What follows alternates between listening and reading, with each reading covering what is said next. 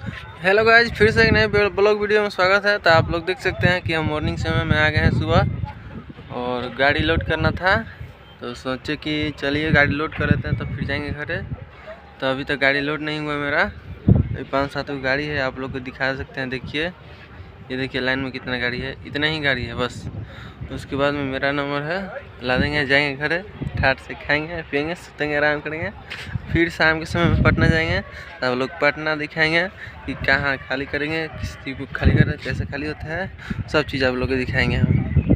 तो hello guys, तो अभी हम लोग वही जगह भी सोन में आए हैं। हमारा आते हुए 4-5 घंटा हो गया, अभी तक गाड़ी नहीं लदाया है। ये देखिए कि मशीन सब